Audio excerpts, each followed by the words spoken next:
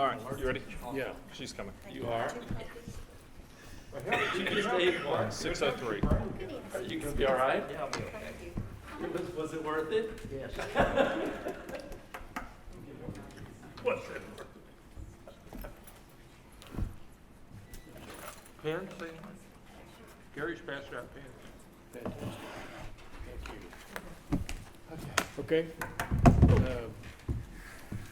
We're now calling the Bastrop Economic Development Corporation, March 21st, 2016, board meeting, officially open. So, what do we have? We're calling this to order, and Sean, do we have any public comments or? I do not have any forms for public comments. Going once, going twice. Raise hand. Okay. Closed. All right. Order of business and presentations. Sean? 3.1 is approval of the minutes from the regular meeting, February 22nd, 2016. You should have those in your packet. If you have any questions, comments, or concerns. Miss Christie, there's some warm brownies over there. Oh, thank you. Move approval of the You minutes. missed the distribution Okay, all in round. favor? Oh, that's fine. Aye. Financial summary? 3.2 is the approval of the financial summary for the period ending February 29th, 2016. You should have that in your packet as well. You're looking at actual revenues of $895,615, or 46.33% of budget, against actual expenditures of $564,217, or 29.19% of budget. We are on good revenue pace to meet or exceed budget for revenues this year, and expenditures we expect over the next couple months as we fire up our recruiting efforts and some other operational things that occur will come back more in line with expenditures on revenues. Looking at a summary of revenues, we're tracking right along where we should be for the year. Looking at sales tax, which is a better reflection of revenues, we've had a relatively good positive year above what our year over year. Looking at our expenditure chart, we're looking 41% on debt service. That number will come down a little bit as the year goes on. 16% of personnel, 5% for maintenance and occupancy, contractual services at 17%, and then everything else is at 20% in other.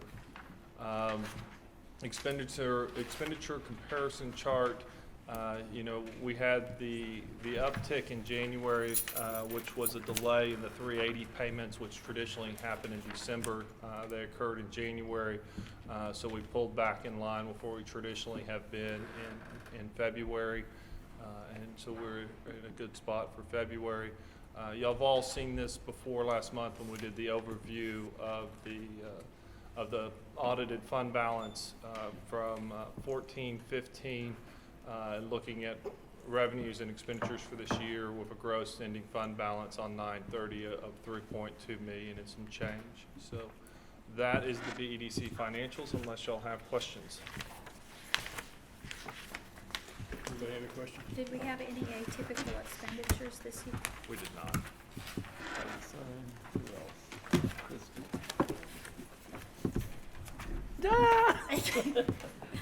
Thought that might work. We need a motion for acceptance. We do. Okay. I'll move. Second. Okay. All right. Thank you. All in favor? Aye. So item 3.3 is the City of Bastrop Comprehensive Annual Financial Report for 2015. Tracy Waldron came to me via Mike. Mike had asked her to come and kind of present the BEDC's portion of the annual audit of the city's books for FY 2015. And so Tracy is here to go through the 6 or 7 pages in that. It looks kind of like this. It should be in front of you on the table. It's a stapled set of sheets. It's right here, Steve. And so Okay. it's all you, Tracy. So I didn't copy the whole CAFR because very little of the BEC is in here, but it is considered a component unit of the primary government, which is the city. And so we did want to, you know, bring you this information and kind of go over it with you. So the first page that I have copied for you is the statement of net position, which gives you your assets, cash, any liabilities, your capital assets, broken out between non-depreciable and depreciable. And then there is a deferred $19,000 if this relates to a retirement booking that we have to make every year, since those employees, you know, are carried on the city's payroll. And then also your liabilities. This unearned revenue in here is just the tower lease, just so y'all know. And then the non-current liabilities due within 1 year, those would be the bond payments, or any notes payable due next year. And then you're carrying 4.6 million that are due in 1 year or later. And then at the bottom is your net position. You have a lot of your net position is carried in your capital assets, $2 million. And then the 93,000 that is under economic development is your agreements that is restricted, or restricted for those incentives that we still owe, like Jimco and Elliott, and so that's what that number represents. And the unrestricted is basically a plug figure at this point. You're carrying a whole lot of assets, in actual net assets, property. So the next page goes into the statement of activities. And I'm sorry, this page, you're at the very end and all the titles are on the left, but if you go down your column under the component unit, last year, Bastrop Economic Development Corporation had $2,888,000 in expenses. And then below that it shows how your revenue is broken out, the majority of it being sales tax, some miscellaneous, some investment. There is $150,000 reported in gain on sale of assets. That is made up of two things: the donated land at the arena and also the Elliott land that was sold to Elliott. And then there's a special item. That special item is just defined as basically a reclass. When the city amended its retiree medical policy, there was a more, I guess, stringent way of being available for retirement. And so because of that, numbers were reclassed, and so that special item had to be booked. It was favorable for you as well as the city as far as that goes. And then the other pages are just the detail from the notes that just gives you the capital assets, also any of the bond detail. And I believe that's it. I would just like to say, when the auditor gave the presentation to the council, it was a clean audit with no material differences identified, so that includes BEC as well. So it was a very clean audit and no management comments. Do you pay the city for Tracy's services? That's incorporated into that overhead adjustment fee that we charge. So that's Yes. whatever you call it, overhead adjustment fee? Or It's an administrative fee, yes. Yeah. So instead of us hiring somebody like Tracy for lots of money, we take part of her time here and we pay the city for it. And as well as the audit is included in that. And Right. things of that nature. Makes a lot of sense to me.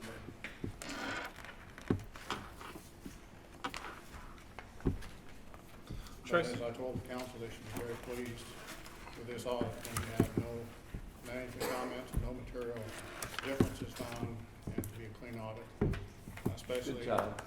Yeah, thank you. Do you want them to take any action on this? Acknowledge acceptance. Okay, that's what I'd like to move that we acknowledge the acceptance of the audit. Second? Grateful, you just said grateful.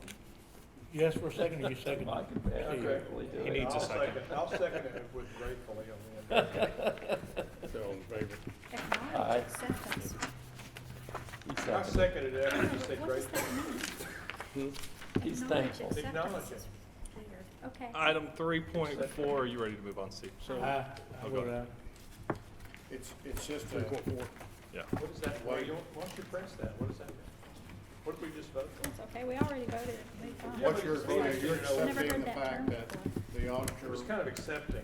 right, you're accepting the fact that you received a clean audit with no material differences, and you would have taken the same action if there was management comments, but along with that acceptance, you would be instructing, if it was a BEDC comment, you would be instructing your executive director to make the necessary changes and report back to the board any management comments that were written up.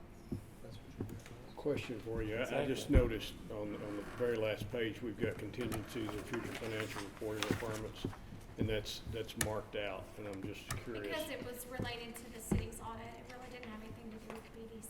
It was just on that page. Gotcha, okay. Your stuff's at the top, and then there was some more Yeah. disclosure notes at the bottom. Yeah, I see all we have our own little column over here, so yeah, I got all that. Okay, well, I was just curious. So, Ready?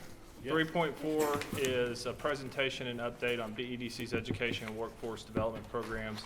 About 10 months ago, we came to the board and went through the importance of why education and workforce development is critically important in what we do economic development-wise. It is still the #1 site criteria that search consultants and brokers are telling us is education, workforce, and available workforce is what they're looking for.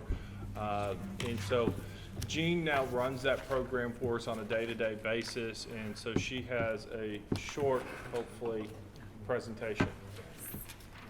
Oh, okay. So Sean had given an update shortly after he got here in May, and this is kind of a modified version of that same presentation. I shortened it a bunch and just added in what we've been working on really over the last 6 to 8 months since I've been a little more engaged and involved. With HB 5, as you guys have heard, the school districts have until 2017 to implement all of these 5 programs within the school district to offer additional career opportunities and career clusters for their students.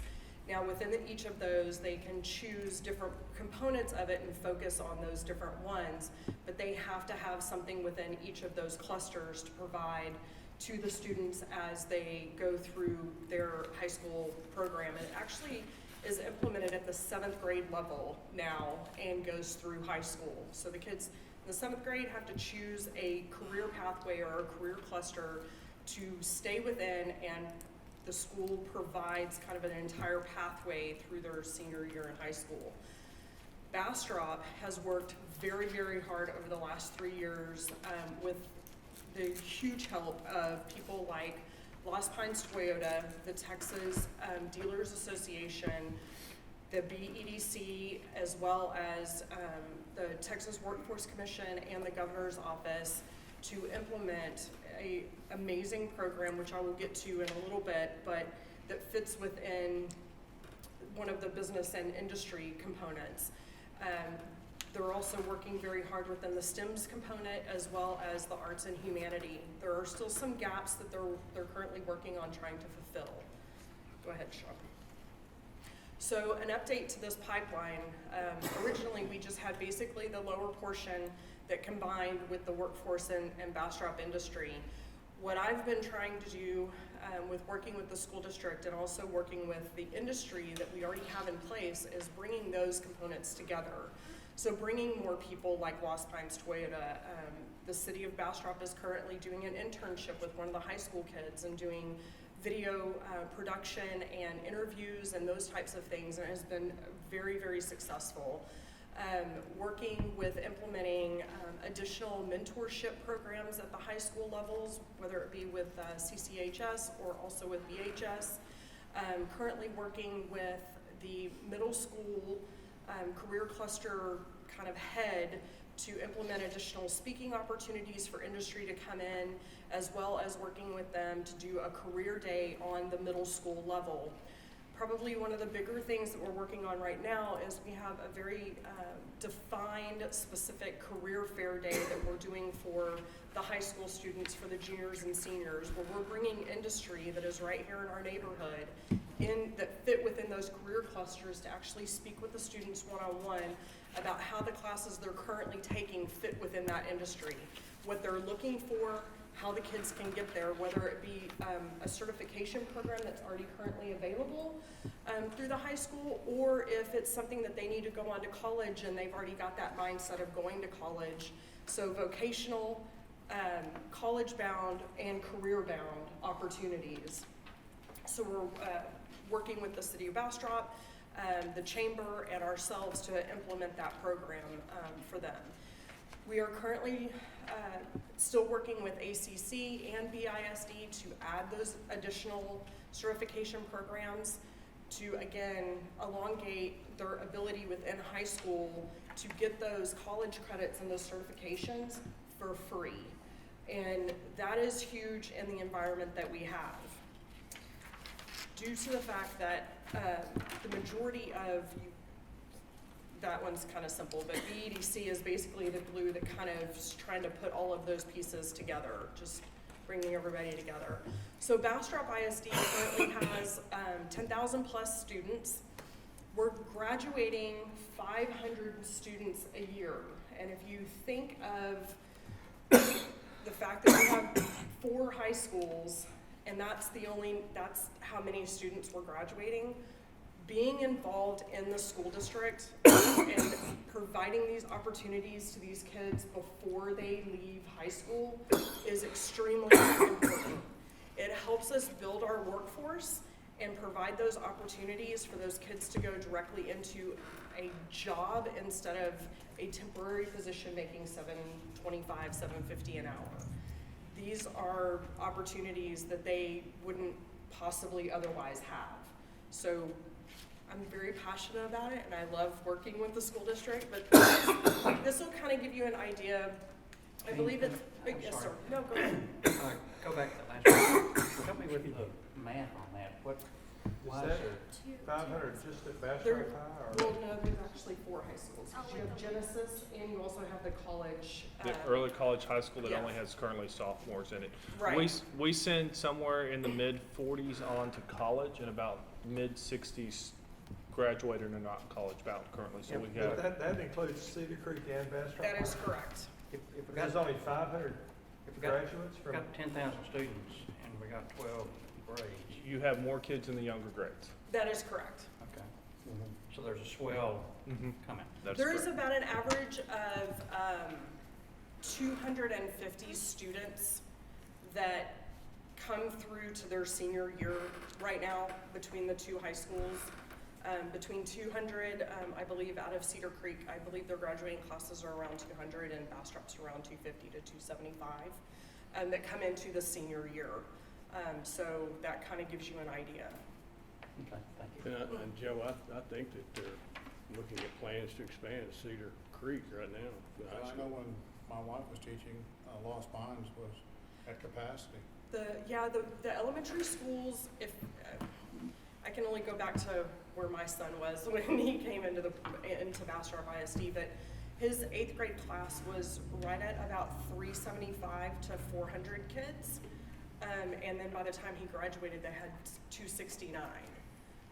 Now, some of those kids, because that was right in that same time frame where Cedar Creek and Bastrop were splitting, when they were opening up Cedar Creek. So some of those kids did end up having to go. So it's hard to kind of put those numbers together at this moment, but I can get a breakdown No, it's just, for you from Les if you would I like. was- These are actually his numbers. I took them directly from his presentation. I was So, just curious about the gross math. yeah. And I don't know if y'all saw 60 Minutes last night, but it was a school in the inner Newark, and it was actually closed, and this private Catholic organization came back, and while the Newark public schools had a 30% dropout rate, they had a 2% dropout rate, and 85% of their students went on to get a college education. It was a really phenomenal program. It was very interesting. So with kind of going along with the numbers and the questions, I believe it's 66.9% of our students are currently economically disadvantaged. I personally don't like to focus on that, but the reason I have these numbers in here is because it ties into the end portion of our presentation of how important the certifications in high school are. If you look at the numbers, they're a little scary for some of us to look at, but it's very realistic to a lot of our families here in Bastrop. So, you know, how can we change this? And how we can change it is to be involved, be engaged, and provide opportunities for our students. This goes back to the automotive program that I was talking about earlier. Again, we have to definitely thank Les Hudson, Lost Pines Toyota, the Texas Dealers Association, and all of the people that have really stepped up and made this program happen. The students now have the opportunity through this program to earn, by the time the program is completely implemented, they will be able to earn all 9 of their certifications without ever leaving Bastrop. And what that means dollars-wise is these kids go from making minimum wage to making $20 to $35 an hour straight out of high school. And for an 18-year-old kid, that is an amazing feat. And so currently, I believe we could do 3 of the certifications So right now. currently, the 10th grade class that's going to be juniors will be the first graduating class under this program, and they will be able to obtain 2 to 3 of the ASE certifications while they're in high school. Once they graduate, the reason we're involved in it is because of this program in the high school, we'll then have all of the programs, hope, knock on fake wood, offered in after-school programs, and so adult education programs utilizing the same facilities that BISD is using. And so within, I believe it's going to be a 12-month period, or it's a 24-month period. Within a 24-month period, you'll be able to take all of those ASE certifications. So even if you're a 41-year-old male and need to find a new job tomorrow, you'll be able to enroll in your first class and within 2 years obtain all of those certifications. And so this is the end result of the first program that we worked with BISD and ACC and Workforce Solutions and the Workforce Commission, the Governor's Office of Economic Development and Tourism, our local industry with Carlos and Lost Pines Toyota, the Auto Dealers Association. This is the test pilot program for ACC's, what's called career and technical education, being involved in certification programs in the high school. BISD and ACC at the CTE level are working on additional programs in which you can earn certificates in high school. And with all of those, that there's adult education opportunities where we get plugged in and facilitating this is facilitating adult education opportunities. It's important to get the kids out so that they have that earning potential, but it's also to give those adults that are here in the community and want to retrain or need training to begin with that are low skilled, no skilled, that we can turn them into a skilled workforce and give them that opportunity to pull themselves up by their bootstrap. A big reason why this was such a huge focus is within a 30-mile radius of Bastrop, there are 60 car dealerships. And of those 60, or all of those 60 are constantly looking for anywhere from 4 to 10 mechanics on a yearly basis. And so when you look at that ability for our kids to go and earn these certifications and have the opportunity when they graduate from high school, they can again stay within our regional area, and possibly the goal is to keep them here in Bastrop whether they, you know, travel to go to their job or keep their family within the Bastrop County area. And again, that's kind of closing that gap and pulling everything back into Bastrop the way that we're working so hard to do. And again, providing more opportunity for our industry people to have those skilled workers coming out of high school. There are additional, as Sean was saying, there are additional programs that, CTE programs that the school is working on. They're implementing additional things at CCHS through their construction program. They will be building portable buildings for the district. What a fabulous idea. You give the kids the skills and the opportunity to build right there, plus it's impacting your bottom line for your district and giving the kids something they can visually see on a day-to-day basis and say, we did that, we made it happen. So through that program, it's gonna allow them to have electrician skills, plumber skills, HVAC, and networking. They have, within the district, it's called a GCA, General Contractors Association, that will be building entire structures from the ground up. So that kind of gives them that complete project start to finish process. Yes, sir. On the screen before, is this just offered at Bastrop High School or Cedar Creek as well? Currently, it's just at Bastrop. So in a program like this at Bastrop High School, if you're attending Cedar Creek and this is your articulated curriculum that you want, you can transfer to Bastrop High School, no strings attached. They're So hoping to implement that portion of it. They have not gotten there yet. They're hoping to implement that kind of crossover where the kids can travel back and forth this coming school year. So somebody in the boundaries of Cedar Creek High School We'll have the want to take part in opportunity. this, they could transfer to That is BISD? correct. Yes, sir. Yep. And if there's a program at Cedar Creek High School that somebody in BHS's territory wants to be involved in, they can transfer to Correct. CCHS. That way the school district doesn't, on some of these facilities are extremely expensive to construct. Right. They don't have to have dual facilities at both high schools, and allows them to offer expanded programs and give them more choice. Makes too much sense. Yeah. So along with that, an additional program that they're working very, very hard on is the culinary portion. I don't know if any of you have visited the high school and seen the big, huge kitchen that they have over there. They just had a culinary competition between the person that offers the catering services for the high schools, or for the school district, excuse me, and the high school students. They had a culinary challenge with them, and so they're doing a lot of really fun things and implementing, I believe the Hyatt has been involved in certain capacities of the program as well. They will be attending the career fair because they are, obviously with them being a huge corporate entity, they have the opportunity to take those kids kind of anywhere that they desire. So continuing to work on that program, and the robotics program at BHS as well as CCHS. They have two amazing programs. They're very different.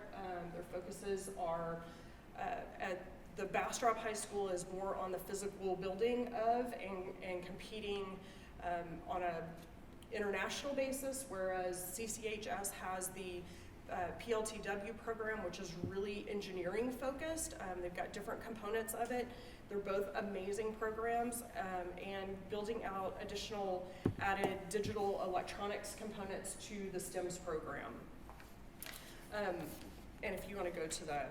So with all of that being said, I'm not going to run through all of these individually, but just the difference in having targeted occupations within the high schools and allowing these kids to go through these programs, the difference in opportunity, and if you want to flip over to the next page, Sean.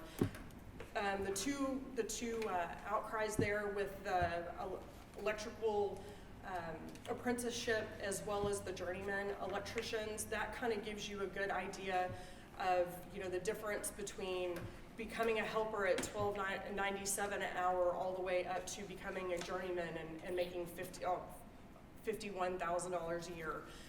These programs are huge for our students. It's huge for us as a community and as a town, and as we continue to build and trying to bring businesses to Bastrop, having this trained workforce is very, very beneficial for us. And what you'll see on this list, these are the targeted occupations in the capital area. A lot of our recruiting targets fall within these job classifications. And so, you know, we recruit and do our business retention and expansion into the same areas that we're doing education and workforce development, because it's really workforce driven, that we need this workforce to be coming out of BHS and CCHS and the other high schools as well. So that's why education and workforce development for us as an EDC, it continues to be the #1 site selection criteria for a company relocating. We hear it with everybody that we visit. Am I going to be able to hire the employees necessary to staff my operation? I always like to use this example. If somebody walked in our door today and said, I need 50 welders, we don't have 50 welders. We maybe could get them 5, but if we want to be in that space where we're recruiting in that heavy manufacturing, heavy fab space, we have to have programs that are producing those. And so if we're doing light manufacturing, these certifications and the auto techs and the skill set these kids are learning to use with their hands and the math skills that go along, they may not go to work for an auto dealer, but they sure do have some marketable skills in being able to go to work for a light manufacturer, light fab plant, which has computer operated equipment that's running those CNC machines. Correct. And the other thing that Sean and I, when we're out speaking with our current businesses, whether it's just, you know, a casual conversation or us going and doing a follow-up BR&E call with them, is finding out, because, you know, their skill set changes as their jobs change, as their, you know, revenue pathways change. And so we're always asking the question, you know, what types of certifications would be important for your industry? And we go back to the school district, we go, hey, is there a way that we can fit this component into, this is what this company is looking for? And so we're constantly working kind of both sides of that arena to make sure that industry is getting what they need and the school district's implementing programs that will have longevity and opportunity for the students. And continuing with the focus on ultimately when these programs are fully implemented because of HB5 adult education opportunities. Absolutely. So that low skilled, no skilled workforce, that they'll also have that opportunity whenever we're able to do after hours training. Correct. So, Gene, two things. One, you know, a huge employer, 2 huge employers around here are Blue Bundle Electric and LCRA. And both of those entities traditionally have been able to get a lot of young people into their workforce out of the Red Rock and Rockney area. I didn't see anything in the list that really would apply to those kind of lineman employees, that they're not electricians. And we can talk about this offline, but Sure. maybe there's an opportunity there. and I'm probably the better one to address this because I've had these conversations with both of those entities. We went through a time and period in that lineman phase where they were aging and retiring faster than they can replace them. That's kind of stabilized for them, and a lot of the lineman programs across the state have gone away because there's a steady influx of those. And because of the pay grade of that retirement, the entry pay grade of that, it's actually become a more attractive profession. We had the opportunity to look at possibly doing a lineman school here, and the entities that participate in that, they just didn't see the need and the ability to fill the classes and to keep it up and operating with what their long-term needs were. And so it's kind of a shifted workforce because the retirees have left the business and they've kind of got a pipeline now.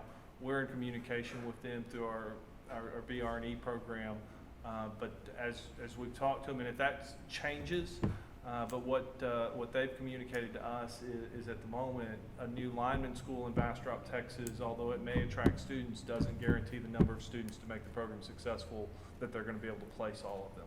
Well, again, we can talk about this offline, but you know, if you look at the numbers, in the next 40 years in Texas, we're going to build the transmission system that we have built already again. Mm-hmm. And so that's going to take people to operate them and to construct them. Just, you know, intuitively, you would think, if you look at a 10-year kind of haul, that there would be some great opportunities for people with those skill sets. And that's one of the reasons we approached them early. Well, and the other thing that we had, that we, the school districts have to think about, and one of the conversations we continue to have with ACC, is to make sure that we're not saturating the market coming out of the schools. So they're being very mindful and very careful about the types of programs that they implement in like kind of regional areas. Because if they all have the same exact programs, then you're gonna have 200-300 kids coming, 500 kids coming out at one time, and you're gonna saturate the market and there's gonna be no jobs. Yeah. So it's gonna push them away from your region. So, that's definitely something we can look into and see regionally where maybe those types of programs are being offered, and maybe that's why the school district hasn't looked at the capacity here in Bastrop. The example we always use there is phlebotomist certification, the person that takes your blood. We can actually put more graduates out in a single year than there are phlebotomist jobs in Bastrop County. And so we could saturate that job market in a single year, and then the next year's class, there's no place for them to go. And so we're very mindful of those certifications and oversupplying the market, and throwing off that supply demand in what the wage structure is. It is a new train of thought, I can tell you, for the school districts and the CTE providers. Second thing, Gene called me last week at some point and asked me to put my thinking cap on about this upcoming career fair, and particularly a resource that could talk to these kids about important things to remember when you are actually interviewing for a job. What to wear, things to say, things to not say. And so, Mike, I was thinking, and she asked if I knew of a resource from my HR experience in the past that could come and help. Catherine Ray would be excellent. Oh, I she think. would be. And so, I'll talk to her. if you could talk to her about that, that'd be good. Yes, sir. Would you No. like to volunteer, Billy? And Excuse me? So would you like to volunteer to I've probably been come and to speak at about the career fair? 300 people or more in my Yeah, career, exactly. and I can show, like, here's a good application filled out, and here's a bad application, and why, and what people look at. Well, and that actually brings up, he would be the city would be a good person to we're doing kind of something fun. If David Letterman does a top 10 kind of silly things that he sees and hears in the news, and we're kind of taking interview questions and going to industry people and going, okay, what is the craziest thing somebody's worn or seen, said or anything like that, and making it fun and engaging for the kids so they can see that these things actually happen. And then we'll have a panel of industry people to talk seriously about what's important in their industry, so they can tie in kind of what other people have messed up doing to what they should be doing. With the most recent jobs fair, we had quite a number of local HR people involved, right? We did. Including our own here in the We city. did. Yes. And I she know will Blue be able to Bonnets, so I know they were, people I talked to were very enthusiastic, and, they're also the ones that are in all those interviews. So, Yes. You're getting feedback from We them. will be going to a lot of those same industry people as well. And this year is going to be very, very different because we are at the Performing Arts Center this year, so it's a lot smaller and engagement opportunity for the kids. It will be so walking into a huge room and being overwhelmed, there will be a lot more one-on-one opportunity. And so we're not able to invite all of the people. So what we're doing is focusing on engaging again in those career clusters and grabbing 4 or 5 industry people that fit within those. And that'll give us the ability to, again, target that opportunity, as well as having summer jobs and a few secondary education opportunities. The military will be there, and medical professionals, that sort of thing. So we'll have a little bit of everything for them within those career clusters. And the adult job fair will be October 1st, which will be a separate job fair that we're doing for the adults. When would you want that for the October 1st? It is, for the May 18th, for the high school. 9 Yeah. to 3 on May 18th at I'm sorry, now I go to 1, where I got 3. It's like, wait a minute, did something change? Right. It's gonna take us a while to pack up. You ready? Yeah. One comment I'll make is our peg channel demand has absolutely skyrocketed through the ceiling. So Since what demand? Our peg channel, we used to farm that out, and it's all now done in-house. And now we have a high school student that's assisting us, and both Colin and Andrea says he's a real challenge to work with.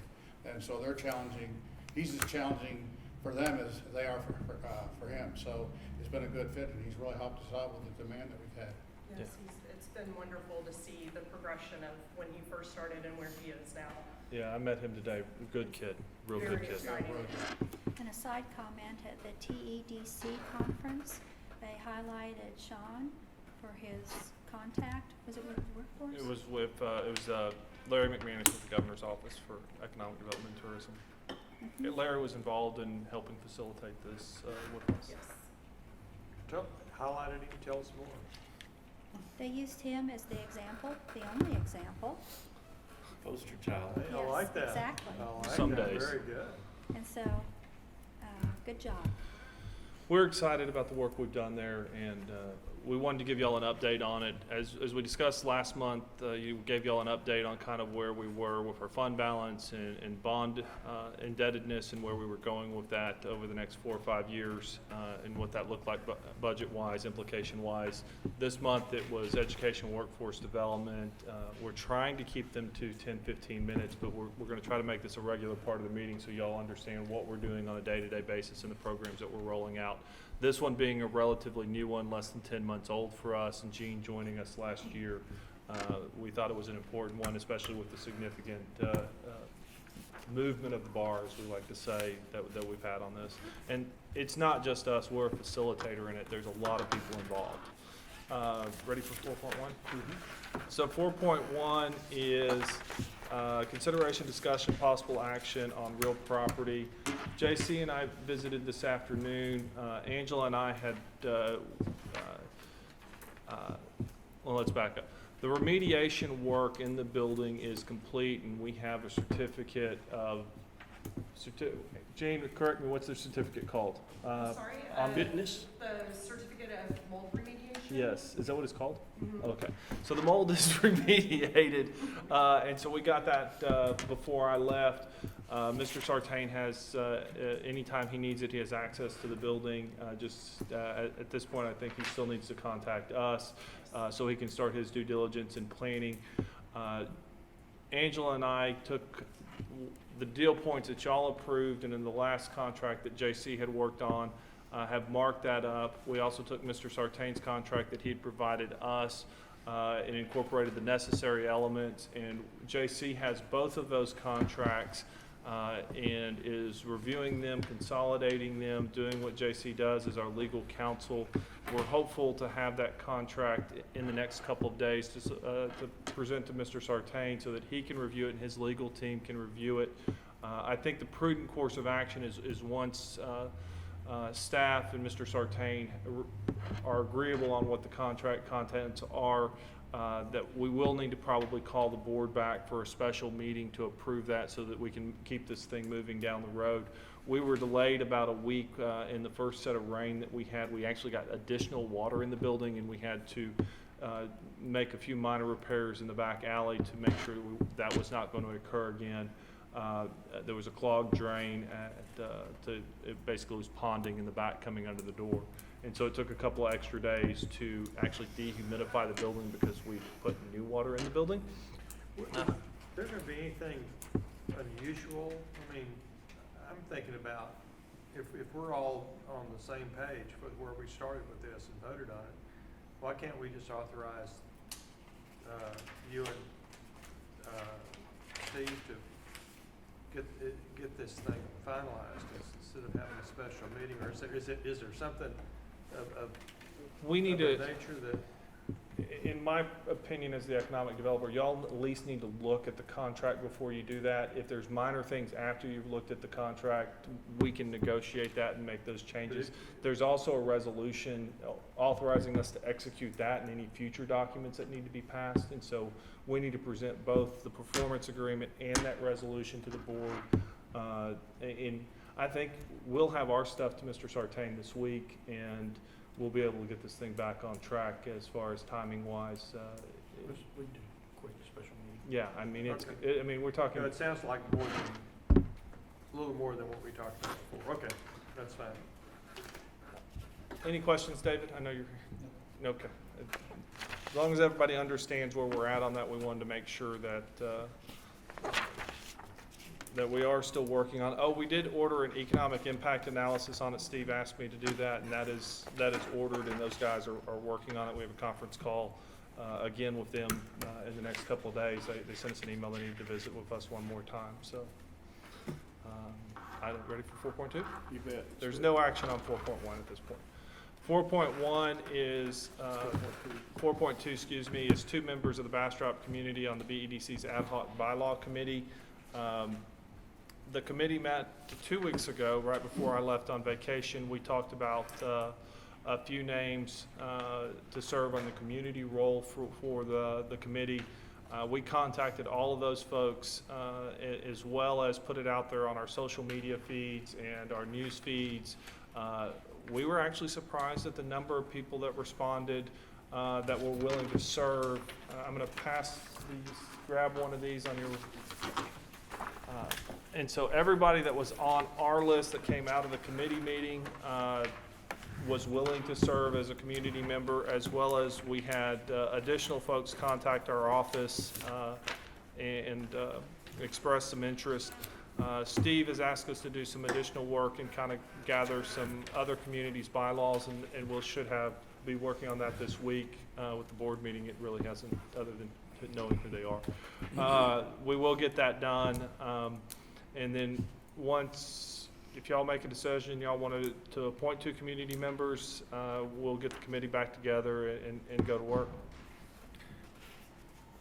So do we need to do that sooner than later so you can get moving on this, or what's your? The 2 community members, to stay on timeline, we need to know, we need to appoint them today if at all possible. Oh, okay, you're saying to Yeah. decide today. So we're talking about these names?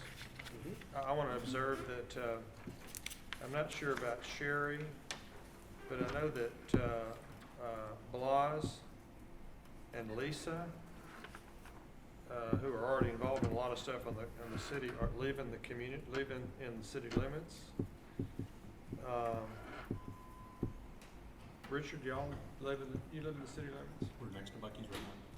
And we're soon to be Sure. in downtown Mansfield. So you're living in the city limits?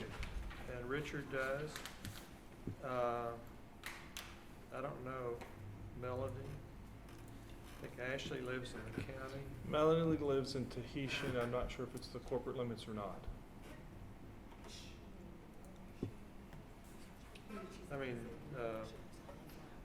I don't know if that matters or not, but that's something I'm always looking at, because often I'm limited in my appointments on the people I can appoint to things. We get applications from these people, given a little bit more information. Usually there's a form that you fill out to be a board member, something that really describes who you are, what you do, where you live, etc. The committee we didn't as a committee go, we wanted an application, because it's not a formal committee of the city, it's a committee of the EDC.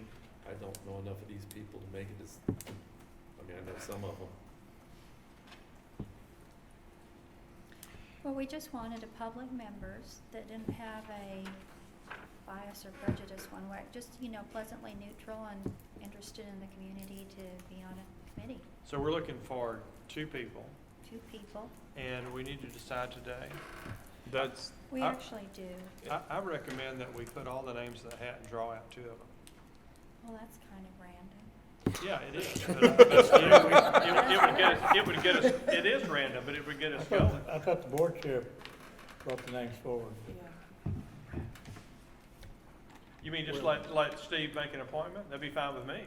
Well, and technically in the bylaws, that's, you can provide your recommendation, but Steve does actually appoint the committee. Sure, why don't you just appoint Mark, two you people? love- Then we're done. You want me to do it right now? Well, I'm saying I'm willing for that. I don't know if that's, this is a little special committee, but if that's our rule, we should just give you the list and not give it to us.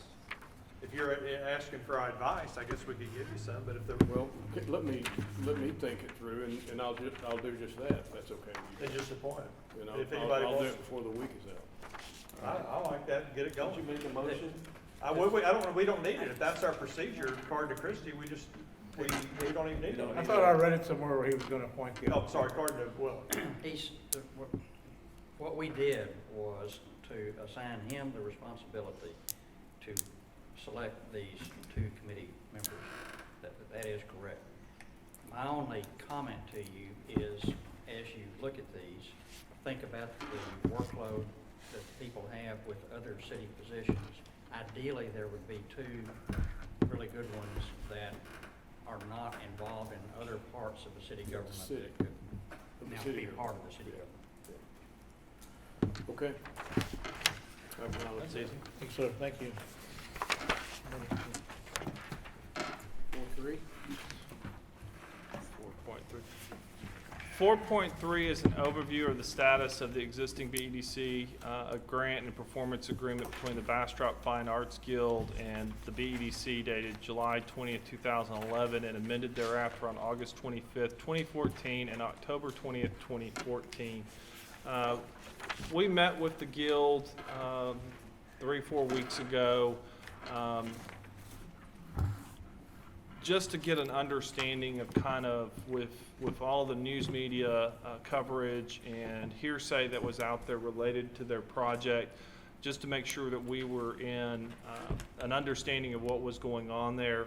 When we were doing our homework on this and making sure that everybody was in compliance with their performance agreement with us, it was discovered that their last extension had expired on January 31st, 2015, and they broke ground on October 12th of 2015, and so they were out of compliance for 9 months and 12 days. Obviously, they've broken ground and it's under construction, and so in visiting with legal counsel, we feel it prudent that the board receive an update from them, and we do a little bit of housekeeping on this matter.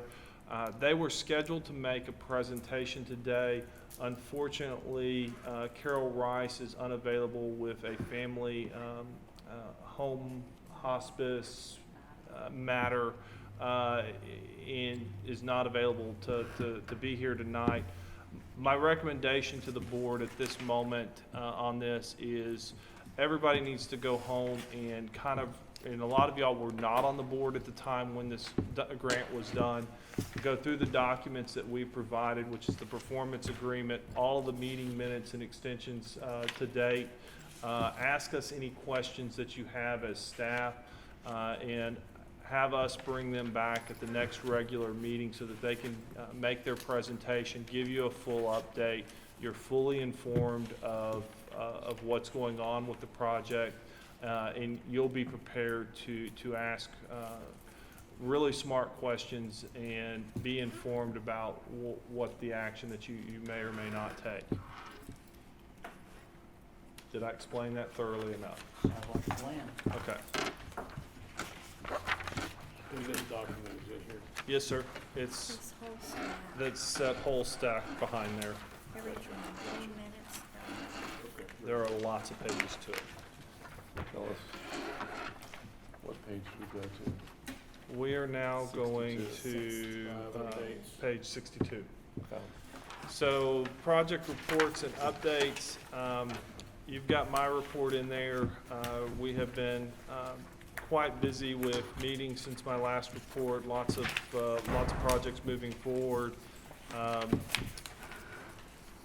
We've had one submittal in there. We're still, the Mulder mediation I gave at 9:03, we've given you the update on that. Elliott has broken ground on their project. Coglin's getting close. We have gotten the list of future board meeting items down to 2 now. And so we're continuing to check those off. If y'all have any new items at the end of the meeting, we'll get them on there. We gave you a thorough update on education, workforce development. We're doing a lot more business retention and expansion, especially informal visits. I have to give kudos to Christy. She went with Jean and I down to First Friday Art Walk, and we visited a lot of the businesses down there. And I got a very good reception from them, made a lot of new friends as well as saw a lot of old friends down there on Main Street. And so during the month of February, we did 10 VRE visits, and so that is a very good number. Marketing and recruiting wise, we'll give you an update in executive session beyond what's in the report, unless y'all have questions. That's mine. Any questions on my report? Sorry, I'll pick it up later.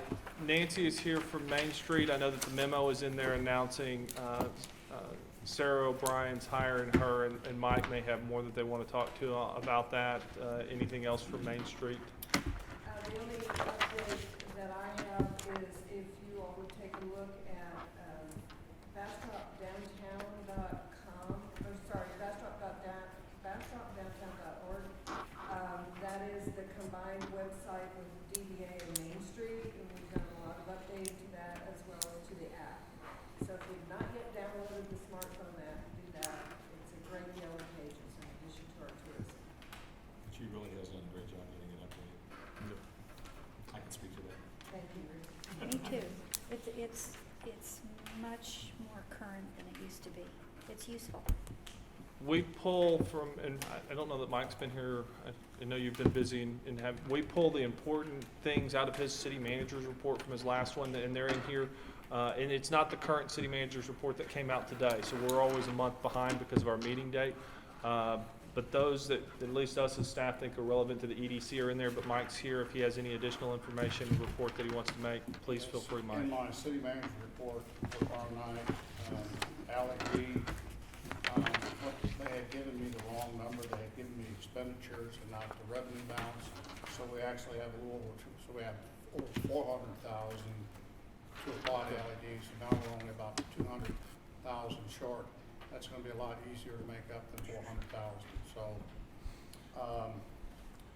and I'll be discussing that with the council tomorrow night.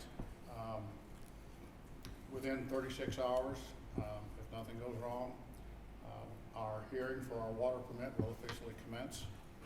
We anticipate that'll be about 3 days, and we'll see what happens. Been spending a lot of time between the county and the school district on the Pine Forest litigation. We had a day's mediation down in Brenham. Following week we had about an 8-hour court hearing, and I think we're making some progress there to open the Pine Forest unit up to some future development. At the last council meeting, the council approved the beginning of the design work for a 1 million gallon elevated tank on the west side of town, which is going to be essential to not only our water supply, but our water fighting suppression issues on the west side of town and balancing out our system. A few years ago, we were able to buy a tract of land off of 20 from the state. It was a residual tract for $2,000. It is the exact same elevation as the Mayfest tank, so it'll create almost a perfectly balanced system between the two tanks, and it will be 1 million gallons. And we'll be installing a major transmission main from 95 all the way across the river and tying into SQ. So we're delighted to get that on, and we continue to work with West Bastrop Village, their pro rata share of the new wastewater plant, and we're getting to the point where some decisions are going to have to be made. So we've been in a lot of meetings. I want to comment on the Pine Forest 6. It may wind up one day being more residential than industrial or commercial, but the city has, and especially Mike, has taken a leadership role in trying to figure out some way to make sense out of a horrible mess that will open that area, which is after the fires especially, is one of the most attractive places in Bastrop County. And it's really important to this board that that happen. The school district, the county, and the city is involved in it, but for the get-go, the city has taken the leadership on it, and I'm hoping that this board will recognize what Mike's done and what the city council is doing in trying to produce something that will be of great significance down the road economically for us. So I'm glad you mentioned it, Mike, and I just want to say in this setting with this hat on, Good. how important it is and how good a job you're doing. Well, I appreciate that, and of course, your housing study helped me be even more motivated to get that free and loose, because it is really one of the most premier spots in the city for housing. I mean, there are actually locations out there, you can almost see the Capitol first thing in the morning. So hopefully, and with foreclosures and such now, we collectively have under control 400 lots. And there's about 700 out there. So we're scheduled to be back for the judge on April the 4th. And I think that's going to be a very exciting day when he decides on a couple of key issues. And that has taken a lot of legal effort to get there. Yes, it has. Mr. Bunder and I have spent a lot of time together. And he made a very interesting comment. We were, when we had completed mediation, we had decided to pass on lunch, and he had to go make a phone call. He was walking back in. He said, you know, it's very seldom you see the city manager, the county judge, and the school superintendent sitting down together and talking. And it's really been a good experience from there, just knowing what the school's up against, what the county's up against, and what the city's up against. And it's opened a lot of lines of communication.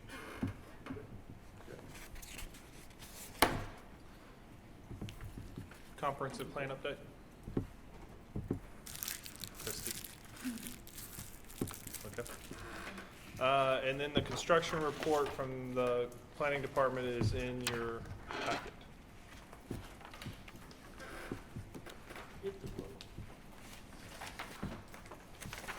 And let's jump to item 7. Because I do not anticipate any action out of executive session. Well, I don't know. That I know. Any input on future agenda items?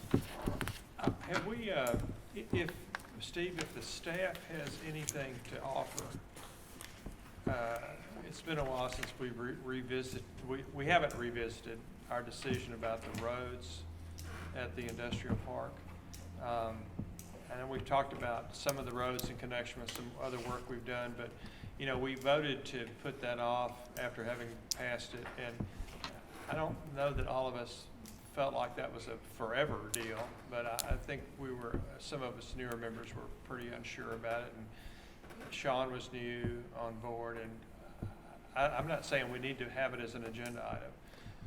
Maybe between the two of y'all, if there's no agenda item, fine, but I just want to make sure that. It is one of the 2 items that's still left on the list. Okay, it's on the list? Yes. Never mind, sorry. And we are working through the options as we look at projects and what the best course of action is.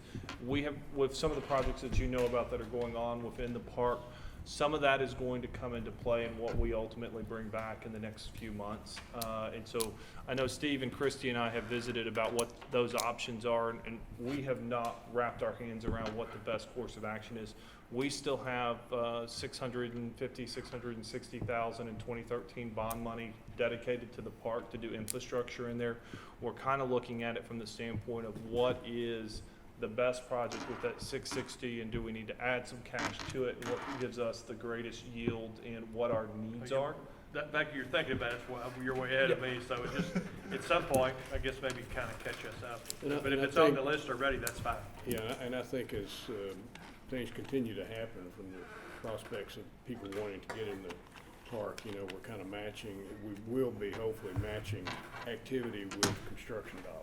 Yep. So, you Yeah, know, and that's the better way always Yeah. to do it, instead of getting so far out ahead of ourselves. But that being said, you know, at some point, we have to make a decision, do you wanna have some shovel-ready and, Right. you know, ready to go with the utilities and everything else, so that's a, you know, that's a decision that we'll have to continue to wrestle Okay. with. No, just as long as it's on Yeah. the back burner or something somewhere. And one of the things we need settled, the East 80 acres that we had the land Yeah. use study on, and Christie's put that on the list, and it's come off because she's now up to speed in what's going on that East 80 acres. We kind of need a decision on Pine Forest Unit 6 because that adjoins that, before we figure out what we're gonna do infrastructure-wise and how ultimately that tract of land gets developed. And so there's some other milestones out there that we need to get past in order to have our best land use, to make sure that we're doing what's in the best interest of the taxpayers and the community that we represent. No doubt that the work they're doing, Pine Forest 6, is gonna benefit that land greatly. Well, I like that approach. Yeah. The only item I would pitch for the agenda, and maybe it's not even an agenda item, because I don't remember what our bylaws say exactly, but I am concerned that Cam seems to not be attending too many of our meetings. And I know when we went through the process of putting members together, I don't He know made a if now's the commitment. time to talk about that. And he's in compliance, I believe. with is he in the- compliance? He is in compliance at the moment. Obviously, with this missed meeting, we'll go back after the attendance report. We provide that to the mayor and to the city, and it's really a mayor and council action moving forward in complying with their attendance policy for boards and I commissions. didn't remember what the policy was. I'm just- EDC doesn't have an attendance policy. I don't remember it being in the bylaws, and I don't believe so, I believe that's it's all really, the a- cities. it's really a Okay. council, it's really, That's my memory, yeah, but we'll double check it though. But we So look at that's attendance in April. something to bring up. We can talk about it. Any other items? Okay. I'm good. Item 6, executive session. Yeah, so we're gonna adjourn into executive session. Under section 551071, 551071. LEDs queued up sooner than later. LED queued up sooner than later. 'Cause you- All right, the board is going to convene into executive session. The BEDC Board of the BEDC Board of Directors will meet in closed executive session pursuant to the Texas Government Code, Chapter 551, to discuss the following on March 21st, 2016 at 7:14 PM. Section 551.072, deliberation about real property, including but not limited to potential sales, acquisition, exchanges, leases, dispositions, or values of real property, Project Bronze Star, Project Gold Steel, and/or disposition of 903 Main Street Maxine Cafe project. Section 551.087, deliberation regarding economic development negotiations, Project Bronze Star, Project Gold Steel, Project Apothecary, and/or 903 Main Street Maxine's Cafe project, and Section 551.074, Personnel Matters Executive Director Performance Review. The board is in executive session. Okay, 8:17. well, we gotta sign us back into regular session here, somebody does. I thought I did. No. You got Yeah, that? we're back in the regular session at This thing still says executive session if anybody's looking. executive session at 8:17.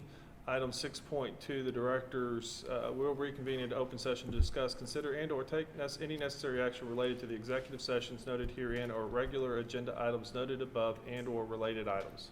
Okay, I'd like to make a Can we motion. Get that, if anybody's, Can you if clear that? the thing's watching it, can we get back to?